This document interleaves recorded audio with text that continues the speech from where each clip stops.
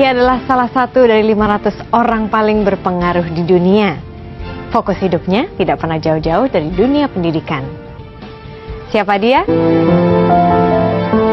Anda ini kan dulu merupakan salah satu anggota komite tim 8. Kemudian Anda menjadi salah satu anggota komite etik KPK. Mengapa sih Anda begitu concern terhadap pemberantasan korupsi? Republik ini punya begitu banyak persyaratan untuk maju, berkembang, dan potensinya luar biasa. Yang menghentikan ini adalah korupsi.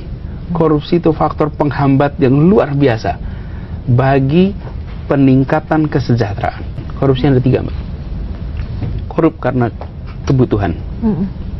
Kalau kebutuhan hidupnya, kerja misalnya nih, gajinya hanya cukup hidup 15 hari, terus 15 hari berikutnya apa sebulan? Ya dia terpaksa harus korup, bukan? Ini korup karena kebutuhan nih. Di situ sistem pergajian harus diganti. Jadi kebutuhannya terpenuhi. Lalu yang kedua, korup karena keserakahan. Ada tuh yang korup karena serakah. Udah terpenuhi kebutuhannya, tetap aja korup.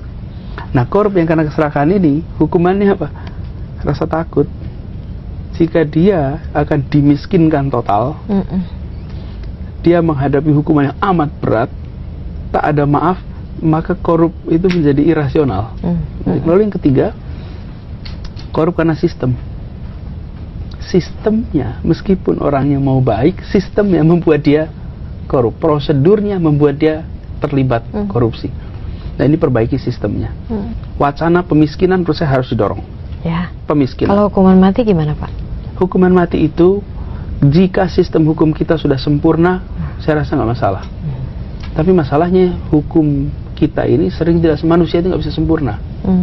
Bila ternyata terjadi kekeliruan, bagaimana mengembalikan nyawa yang sudah tiada itu?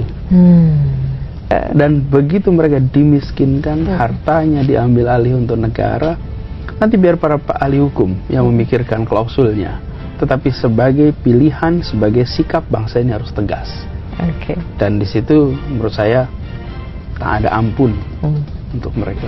Saya merasa giliran kita nih hari ini untuk memerangi korupsi secara all out. Dan itu harus dibangunnya sebenarnya dari rumah. Maksudnya? Menurut saya integritas itu harus dikembali menjadi tonggak utama. Dan itu mulainya di mana? Di rumah. Caranya menumbuhkan orang integritas? Orang tua adalah pendidik terpenting untuk integritas. Saya selalu menganjurkan bagi ibu-ibu, bapak-bapak, bilangin sama anaknya, tolong kamu jangan mencuri ya. Ibumu tidak melahirkan pencuri, dan ibumu nggak melahirkan koruptor. Jangan sekali-sekali kalian korup. Berapa yang memberikan pesan kepada anaknya? Garisnya jelas. Ambil pilihan karir apapun juga, tapi tolong satu saja, jangan mencuri. Itu aja cukup. Jadi pesan itu dari rumah, bukan pesan ini kita mencoba di universitas. Sebetulnya kan harusnya dari rumah tuh. Biarkan setiap kali kita bertindak, berbuat, ingat ibu kita. Ada anak yang tega untuk bilang sama ibunya, Bu, saya jadi pencuri.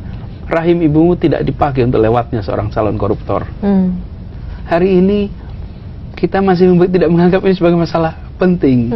Kita masih bilang pokoknya cari karir. Bahkan yang menjadi masalah untuk bisa lulus, orang tua ikut beli ujian, orang tua ikut. Kan itu dari rumah, bukan?